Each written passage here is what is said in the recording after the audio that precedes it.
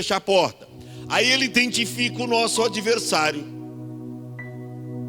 Porque o nosso, na minha tradução diz, sede sóbrio, vigiai, porque o vosso adversário, ali diz, o vosso adversário, o diabo, ele identifica logo.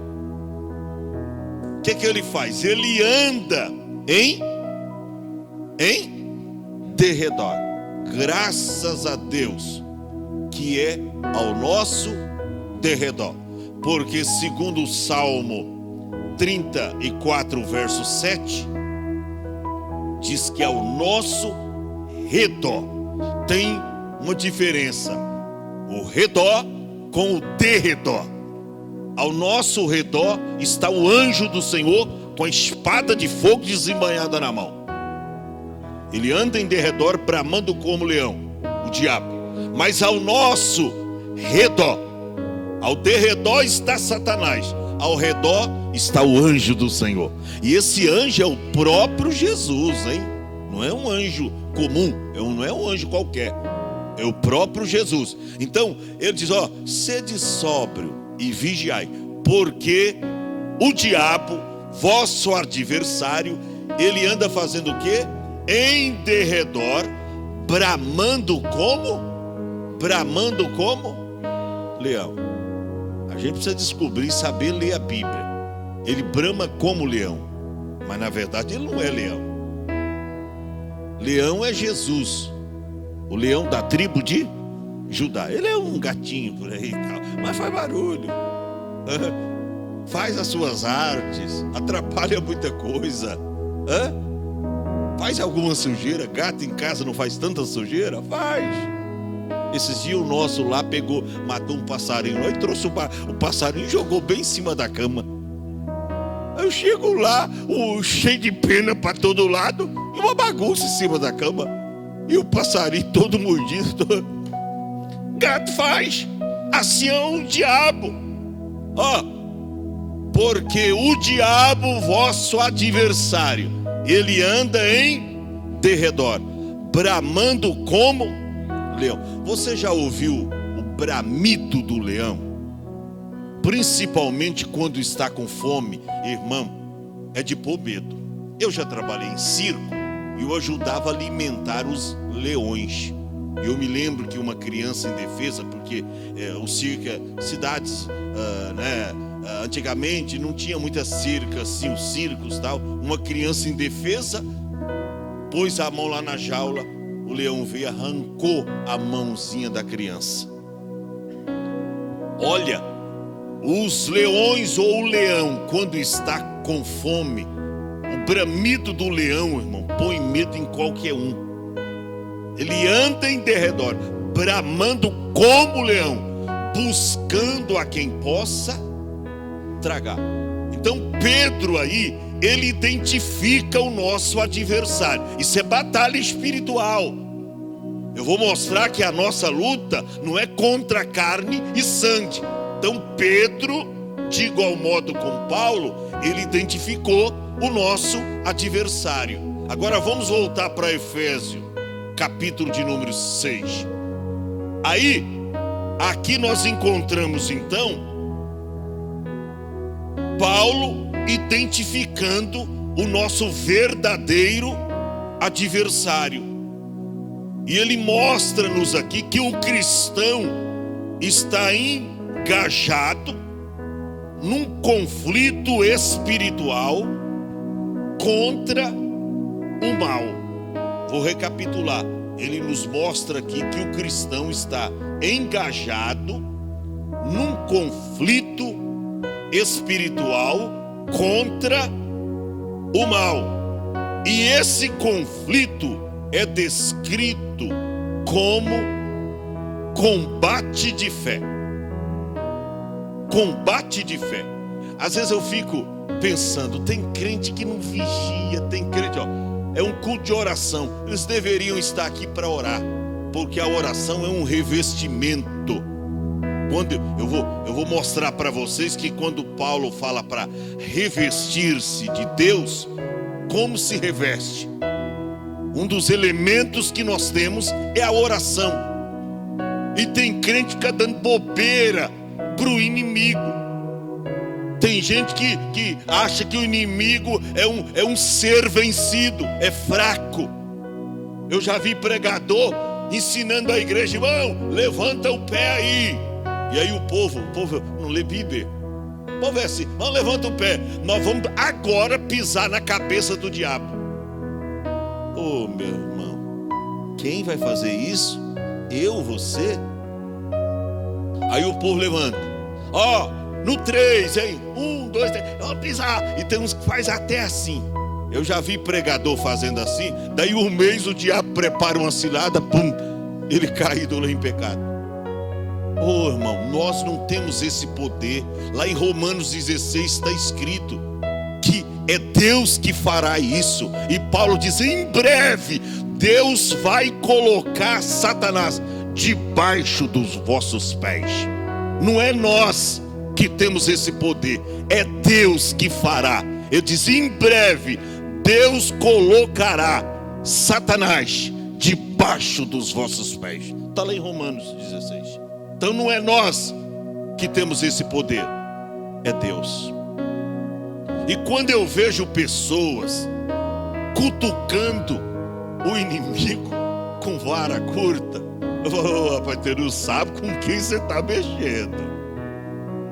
Você não sabe o tipo de adversário que nós temos.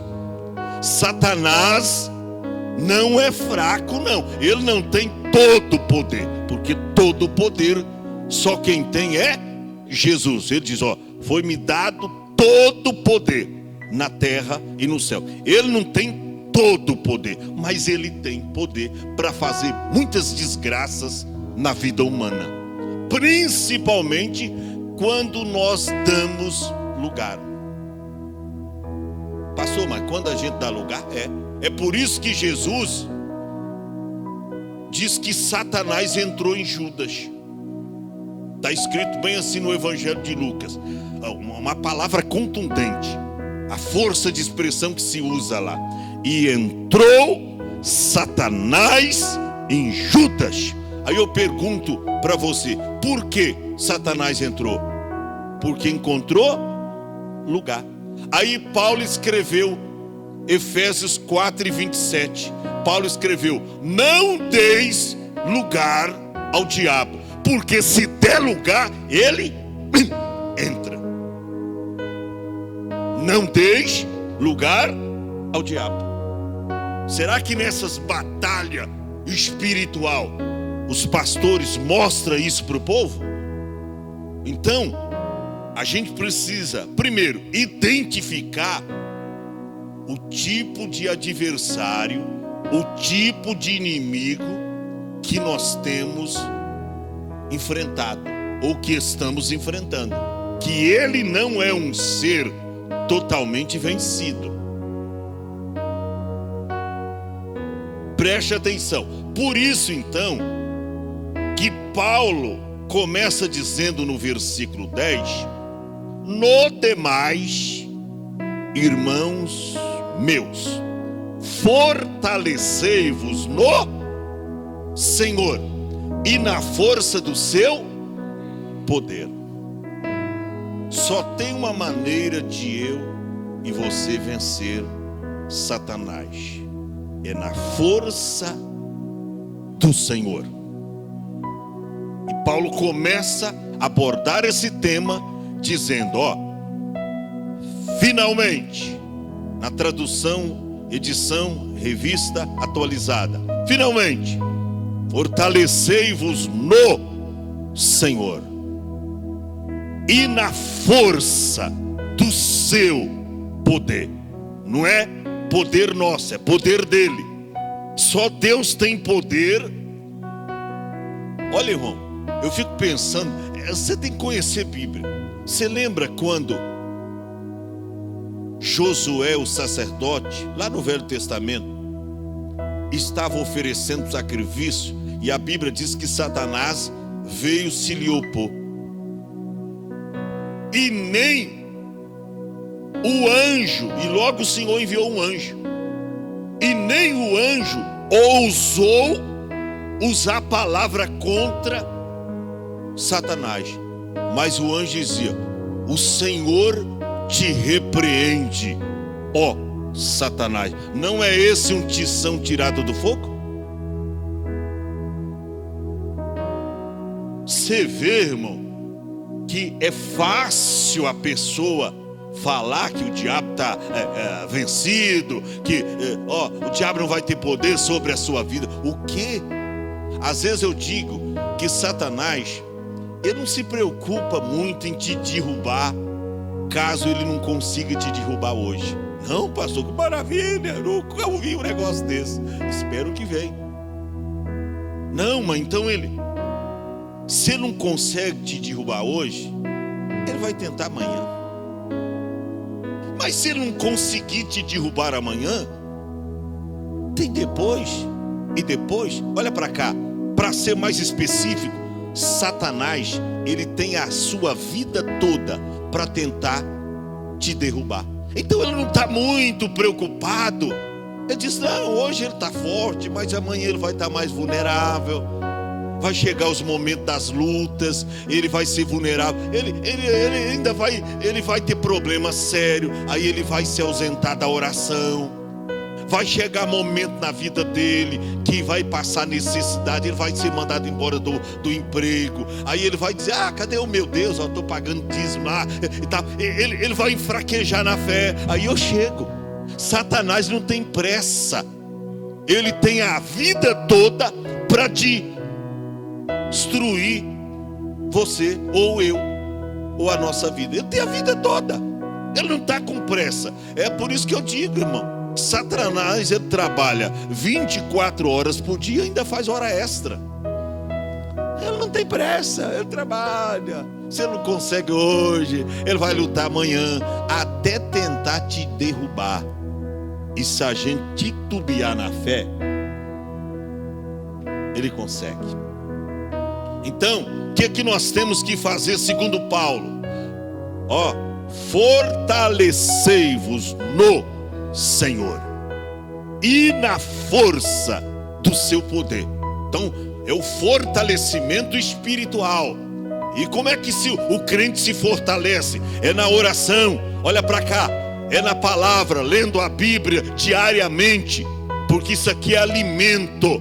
Agora eu fico pensando, Paulo escreveu lá a sua primeira epístola aos Coríntios, capítulo 11, verso de número 30. Por causa disto há entre vós muitos fracos e doentes, e muitos que dormem. Essa palavra dorme no original quer dizer que já morreram. Mas morre por quê? Porque não se alimenta. Fracos e doentes, e muitos que dormem. Quando a pessoa não alimenta espiritualmente, vamos fazer uma parábola, quando você não se alimenta um dia todo, o que acontece com o seu corpo? O corpo sente e já começa a ficar fraco. Se for 2 dias sem comer, 3, eu lembro de um camarada que fez uma greve de fome lá em São Paulo, e de repente teve que vir uma junta médica até para colocar soro nele, porque ele não conseguia nem ficar em pé. Então 1 dia sem comida, o corpo já enfraquece. 2 dias, 3 dias, muito mais. O corpo ficando fraco, ele fica vulnerável a qualquer vírus, a qualquer tipo de enfermidade. Por causa ou a falta da comida, o corpo fica fraco. Ficando fraco, ele fica vulnerável a qualquer tipo de vírus ou de enfermidade. E a enfermidade o leva ao óbito. Paulo diz: por causa disso, há entre vós muitos fracos e doentes, e muitos que dormem. Como é que a gente vai se fortalecer no Senhor? É na oração e na palavra. Não tem outra coisa. Você pode cantar, Satanás não vê nada nisso, não. Você pode aqui cantar, eu estou alegre, Deus me abençoe. Você pode cantar o dia todo, mas se você não orar, meu filho, o diabo não está nem aí.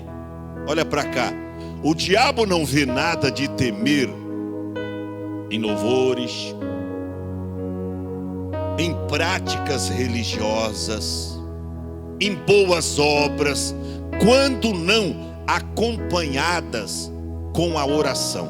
Ele ri dos nossos esforços, zomba da nossa sabedoria, mas ele treme quando nós oramos. A maneira de você se fortalecer é através da palavra, é se alimentando de Jesus. Agora eu fico pensando, esses crentes que não vêm em culto de oração, esses crentes que não vêm em culto de ensino da palavra, por isso tem uns aí capengando na fé.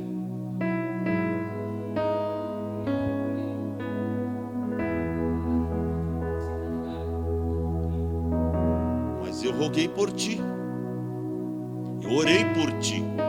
Você vê que a oração pode mudar, evitar uma tragédia espiritual na vida de uma pessoa. Eu roguei por ti, para que tu não desfaleça, mas quando você se converter, confirma isso aos teus irmãos, tá? Você vê que o resultado da oração é muito importante. Jesus disse lá no horto do Getsemane: orai e vigiai, porque o espírito sempre está pronto, mas a carne é o quê? É fraca. A carne é fraca, tendenciosa, inclinada para o mal. Aí o que a gente tem que fazer? Sacrificar a nossa carne, porque orar não é fácil. Ninguém gosta de orar. Às vezes vai, eu gosto de orar. Não, ninguém gosta. Vamos ser realistas. A gente ora por necessidade, sim ou não? A gente ora por necessidade. Ninguém gosta de orar. São poucas as pessoas que fazem o que Daniel fazia. Lá no capítulo 6 do seu livro, verso 10, diz que Daniel, ele por 3 vezes ao dia, ele se punha de joelho e orava, como também Dantes costumava fazer. Ou seja, ele tinha o hábito de orar 3 vezes ao dia. Ele tinha um hábito. Mas hoje a igreja não ora. A igreja da atualidade, permita a minha franqueza, a igreja não ora. Os crentes querem o oba-oba. É culto de milagre, é campanha, é cruzada. Opa, hoje eu vou. Mas culto de oração, não. Hoje não dá para mim. Aí arruma uma desculpa esfarrapada. É culto de doutrina da palavra, é o alimento. Não, hoje não dá. Para campanha dá. Se fazer um louvorzão aí, trazer Gabriela Rocha, aí vem. Arruma até um jeito de sair lá do trabalho para vir. Mas para o culto de oração, para o culto de ensino, culto da palavra, não dá para ir. Deus sabe, né? Pior que Deus sabe mesmo. Ele sabe. Então preste atenção. Vamos voltar, meu irmão. Volta lá. Isso aqui é sério, irmão. Eu acho que a gente vai ter que ficar umas 3 segundas-feiras aqui falando de batalha espiritual, porque eu entendo que a Bíblia mostra sobre batalha. Não é o que as besteiras que eu ouço aí alguém falando de batalha espiritual. Nada a ver. Presta atenção. No demais, irmãos meus, fortalecei-vos no Senhor e na força do seu poder. 11. Revesti-vos de toda a armadura de Deus. Por que de todas e não de algumas? Por que de toda a armadura de Deus e não de algumas? Porque todas são essenciais e têm as suas utilidades. Às vezes você pensa com o irmão que o inimigo vem por baixo e ele vem por cima. Você lembra uma vez quando Jesus mandou os discípulos em missão? E ele não veio por baixo, ele veio por cima. E deram uma rajada de poder nele, Jesus. Aí Jesus eu vi Satanás caindo do céu como raio. Às vezes você pensa que ele vem por baixo, ele vem por cima. Às vezes você pensa que ele vem de um lado, ele vem... Às vezes, irmão, e tem até uma música, às vezes o povo aqui não conhece esse tipo de louvor, mas tem alguns cânticos antigos, alguns hinos antigos, que diz que ele vem como sapatinho de veludos. O inimigo vem sapatinho. Já ouviu esse hino, irmão? Sapatinho de veludo. Ou seja, você nem imagina que é ele. Às vezes eu tipifico, eu já falei isso para vocês aqui, eu identifico o inimigo como bicho de pé. Quantos conhecem o bicho de pé aqui, irmão? Irmão, a princípio é gostoso aquela coceirinha. Eu gostava, irmã Rose, quando a gente morava no sítio e a gente tinha porcos e tinha um chiqueiro de porcos. Aí eu e a minha irmã, a Aparecida de saudosa memória, a gente entrava no chiqueiro descalço. Na verdade não tinha sapato desse tempo, a gente não tinha. A gente entrava no chiqueiro e pegava lá os bichos de porcos e deixava mesmo de propósito eles entrar. Mas para que, pastor, vocês faziam isso? À noite, na cama, eu deitava para um lado, ela deitava para o outro. Eu de cabeça para cá e ela de cabeça para lá. Aí um coçava o pé do outro. Só para... A princípio, irmão, aquela coceirinha gostosa. Mas olha para cá, deixa eu mostrar o outro lado. Só que é o seguinte, aquilo começava onde o bicho de pé entrava, começava a ficar vermelho, e depois começava, você via ali uma coisinha amarela, depois, e o negócio começava a virar uma batata. Muitos na nossa época morreram através de um bicho de pé. Deu tétano e a pessoa morreu porque morava longe da cidade. Então veja bem, no começo, ai que coceirinha gostosa, maravilha, olha aí, o inimigo é assim, irmão. No começo, não, isso não tem problema. Mas não, isso aí também não, rapaz, isso aí Deus não está importando com isso não. No começo, mil maravilhas, no começo não tem problema, mas depois cria-se uma batata, leva a pessoa ao óbito. Então, por isso que a gente precisa se revestir de toda. O que é revestir? É vestir? Não é vestir. É revestir. É pegar, você está vestido, não está? Aí vem uma outra vestimenta e põe por cima desta que você está. Pastor, mas por que a gente tem que revestir? Porque esta sua vestimenta, o inimigo consegue te atingir. O inimigo consegue te vencer. Porque estas vestimentas, e quando eu falo de vestimenta, eu não estou falando das suas vestes normais, estou falando das vestes humanas. Com as vestes humanas, nós não conseguimos vencer Satanás. Ele nos vence. Então, se você usar as vestes de Deus, a armadura de Deus, você consegue vencer Satanás. Mas por que consegue? Porque as armas, quer ver o que Paulo diz? Tem gente que não conhece nada de batalha espiritual. Abra lá 2 Coríntios capítulo 10, verso 4. Quer ver o que Paulo diz? 2 Coríntios 10 e 4. Porque as armas da nossa milícia não são carnais. Olha aí. Aí mostra a necessidade de você ser revestido e ter na sua vida as armas de Deus. Porque as armas da nossa milícia não são carnais, mas poderosas em Deus para destruição. Ali diz demolição das fortalezas, claro, do inimigo. Então Então as armas da nossa milícia não são carnais. Então eu não estou me referindo das suas vestes normais ou da vestimenta humana.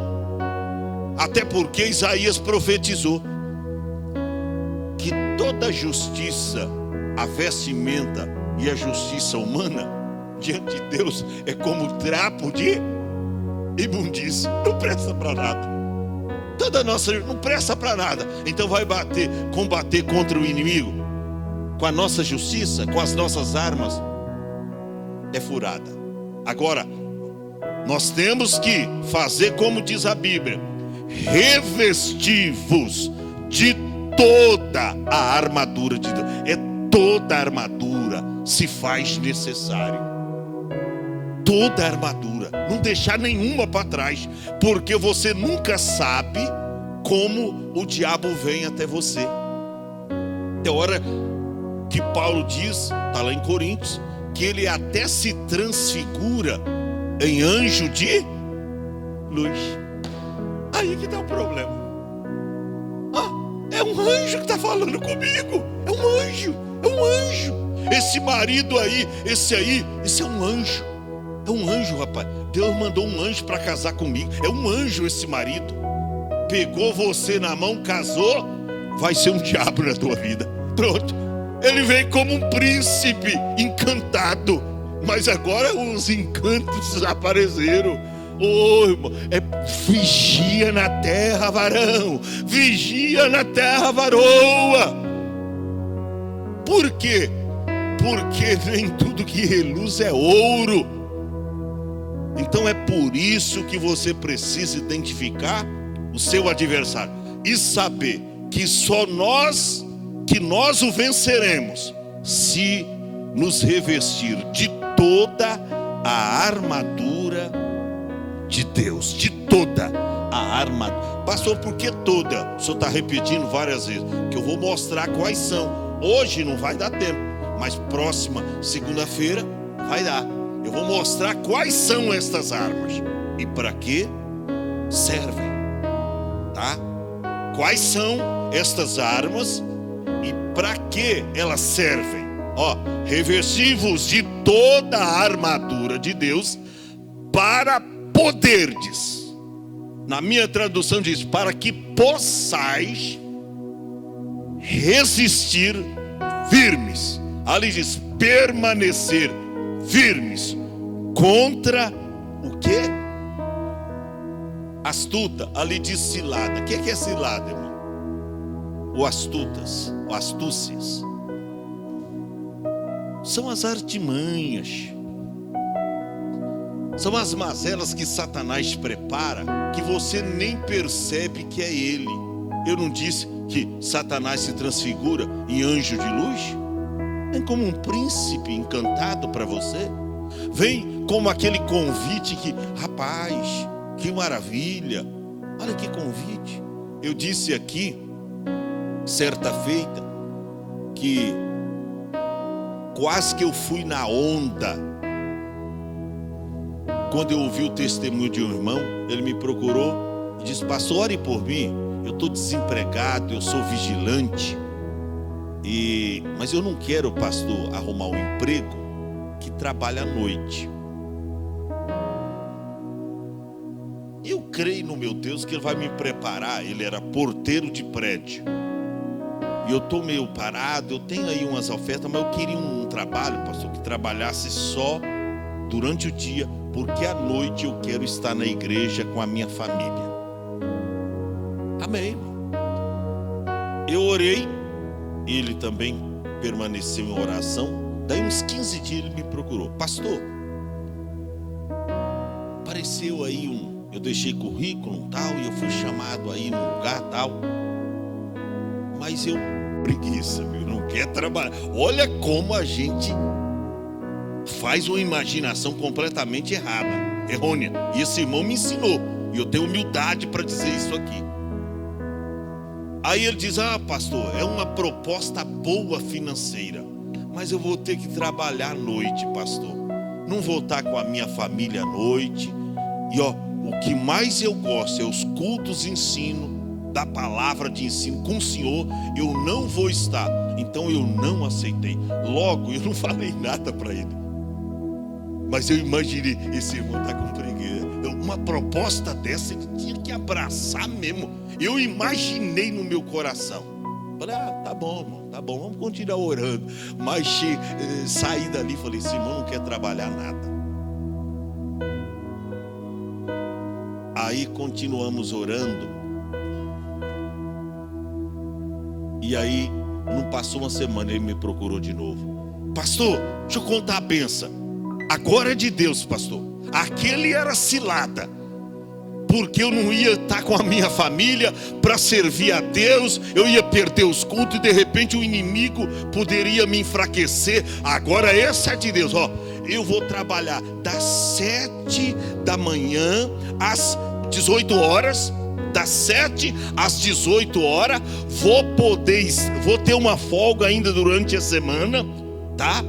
E eu vou estar todos os dias na casa do Senhor. Pastor, e sabe qual é o meu salário? Quando ele veio, quando ele falou para mim, irmão, eu falei, meu Deus, esse irmão, que maravilha. Olha, quais o dobro daquilo que alguém lhe ofereceu para ele. Quais o dobro? E ele, um prédio muito maior, tá? Um prédio muito maior, tá? E as regalias que ele me falou lá, que ele tinha, que ele ia receber, e a oportunidade de estar todas as noites na sua casa e na igreja. Irmão, eu aprendi com isso, porque na minha primeira visão, ele deveria já ter pego aquele emprego. Era uma cilada. Aí ele disse, pastor, aquilo era uma cilada. Agora esse, Deus disse, é da vontade dele. Irmão, vamos aprender. Quando a Bíblia diz astutas, cilada, o diabo, olha, você não imagina o tanto de cilada que o diabo prepara para nós. E muitas vezes, por falta de vigilância, segundo, por falta de oração, a gente fraqueja. A gente cede às tentações. Então, por isso que Paulo, ele achou de suma importância abordar esse tema para a igreja de Éfeso, dizendo, revesti-vos de toda a armadura de Deus, para que possais, ali diz, poderdes permanecer firmes contra as astutas ou as ciladas do diabo. Aí ele diz no verso 12, olha que tremendo, eu acho que vamos ter que ficar no verso 12. Porque não temos que lutar contra carne e sangue. A nossa luta não é contra a carne e contra o sangue. Não é. Porque se fosse, irmão, cada um de nós ia pegar uma metralhadora, um fuzil, ou sei lá, um revólver. Se fosse com as armas carnais, cada um ia chegar aqui armados até o dente. Como Pedrão, né, irmão? Como Pedrão. Sabia que tinha discípulo de Jesus que mesmo depois de convertido andava armado? Pedro andava com uma peixeira no bolso. Pior de tudo que quando prenderam Jesus no horto do Getsemane, irmão, ele arrancou lá aquela peixeira e cortou a orelha do servo do sumo sacerdote chamado Malco. Pastor Dário tem uma mensagem sobre esse servo. Cortou a orelha do moço. Por quê? Pedro andava armado. Você já viu algum crente aí depois de andar armado? Agora tem uma lei boa aí, né, irmão? Que pode andar armado. Mas cuidado, tem que vigiar. Nada contra, tá? Mas tem que vigiar. Porque numa hora dessa, uma briga de trânsito e tal, de repente você sai com essa arma lá e pronto, vai fazer besteira. Então precisa tomar cuidado. Mas é por quê? Porque são as ciladas que o diabo prepara. Então a nossa luta não é contra a carne e contra sangue, mas sim contra os principados. contra as potestades. Ó, tudo revelando para a gente, identificando o inimigo como um ser espiritual, invisível. Você não vê o inimigo, você não vê, tá? Mas é ele, tá aí, rodeando a gente, em nosso derredor, lutando para nos tragar. Então, é ele. Então, o que temos que fazer? Ó, nossa luta não é contra carne e sangue, mas contra os principados, contra as potestades, contra os príncipes do mundo destas trevas, ou contra o príncipe das trevas. Até Jesus falou sobre o príncipe das trevas, Satanás. Você vê que até o próprio Filho de Deus, irmão, quando Jesus, Mateus 4, Lucas 4, ele, pelo Espírito Santo, foi conduzido ao deserto, e por 40 dias e 40 noites, a Bíblia diz que ele não comeu. Mas terminado esses dias, a Bíblia diz que Jesus teve fome. Não diz que ele teve sede, porque o jejum que Jesus praticou ali foi um jejum parcial. Ele, naquela região, jamais poderia ficar no deserto, naquela época, sem ingerir água. Alimento, Jesus ficou. Não diz que ele terminou aquele jejum. Quando a pessoa fica sem comer e sem beber, o que mais castiga aquela pessoa é a falta de água. E terminado o jejum, a Bíblia diz que ele teve fome, ele não teve sede, porque o jejum de Jesus ali não foi o completo, foi um jejum parcial. Preste atenção. Quem se apresentou para Jesus? Satanás. Oferecendo água? Não, ele não estava com sede. Oferecendo o quê? Pão. Se tu és o Filho de Deus, mande que essa pedra se transforme em pão e mate a sua fome, não sede, a fome. Então preste atenção. A gente aprende que até o Filho de Deus, Satanás procurou detê-lo e derrubá-lo. Até o Filho de Deus. Agora imagina eu e você, meu irmão. Se ele não poupou, 3 tentativas. Quantas tentativas? A primeira, faz essa oração. Dá aqui a pedra. Tu não operou lá no deserto, não fez tanta coisa? Tá aqui, transforma a pedra em pão. Jesus disse: não. Nem só de pão viverá o homem, mas de toda a palavra que sai da boca de Deus. De repente, ele leva Jesus até o pináculo do templo e diz: ele cita até Bíblia, hein? Diabo conhece Bíblia às vezes mais do que muitos crentes. Citou o Salmo 91, verso 11 e 12. Está escrito que aos seus anjos dará ordem a teu respeito para te guardar em todos os seus caminhos. Pula daqui em cima, lá embaixo. Mostra que tu és o Filho de Deus. Nada vai acontecer contigo.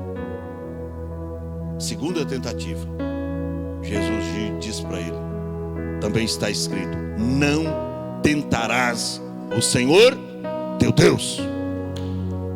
Terceira tentativa, pega Jesus, leva até um alto monte, como um telão, uma tela de cinema muito grande, e aí começa a mostrar as glórias deste mundo, os aparatos dele, começa a mostrar tudo, as orgias, os pecados, coisa que Jesus nunca viu. Naquela época não tinha. Ele mostrou, passou o que o diabo mostrou para Jesus?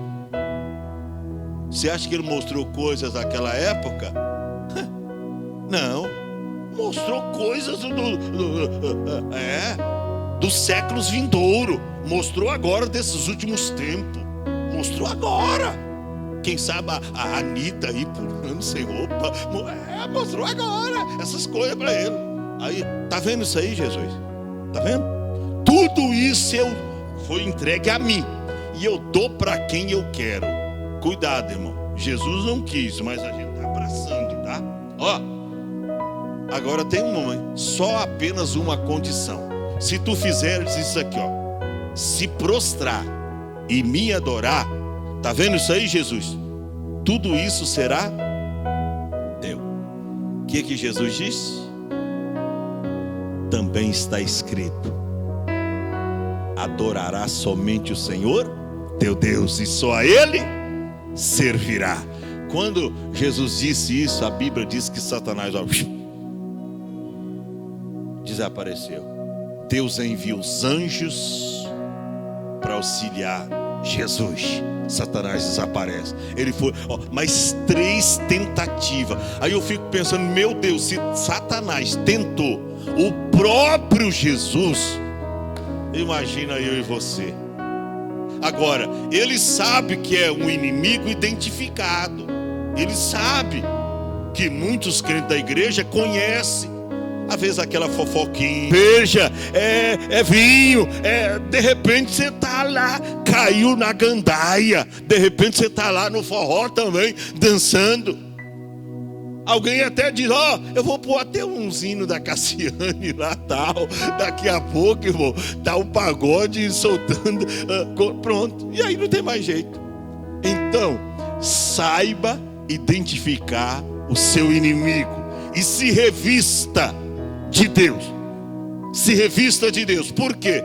Porque, vou recapitular para terminar. Não temos que lutar contra um ser vencido. A nossa luta não é contra carne nem sangue, mas sim contra os principados, contra as potestades, contra os príncipes do mundo dessas trevas, contra as hostes espirituais da maldade. Aonde? Nos lugares celestiais. Aonde que está? Nos lugares, essas hostes. Às vezes até na igreja. A igreja é um lugar celestial? Aqui é um lugar celestial. Pastor, mas não é o céu, se fala de lugar. Mas aqui é uma parte do céu. E o inimigo, você não vê que até na presença de Deus, a Bíblia diz que e os anjos vieram se apresentar, os filhos de Deus, lá é os anjos, está lá em Jó capítulo 1, vieram apresentar-se perante o Senhor. Quem veio entre eles? Satanás. Está lá escrito, e veio Satanás entre eles. Você pensa que quando o povo de Deus vem adorar a Deus, Satanás não vem junto? Às vezes transfigurado num camarada para ficar bagunçando, às vezes até um bêbado. Tem uns bêbados aí que eu olho, quando é para ouvir a palavra, quando eu chamo ele, fica quietinho, não dá um cascudo. Eu sei que é o inimigo, meu irmão. Você tem que identificar. É bêbado, mas tem que parar para ouvir. Por quê? O bêbado tem que ouvir, porque o evangelho que eu prego transforma bêbado também. Eu já preguei para alguns bêbados que aceitou Jesus bêbado, mas quando saiu da igreja, tomou um banho, cortou o cabelo, se reconciliou com a esposa, nunca mais pôs pinga na boca e se tornou um verdadeiro cristão. Mas quando eu orei por ele diante do altar, estava bêbado, parecia que não estava entendendo nada do que estava fazendo. Mas Jesus transforma através do evangelho bêbado também. Fica em pé.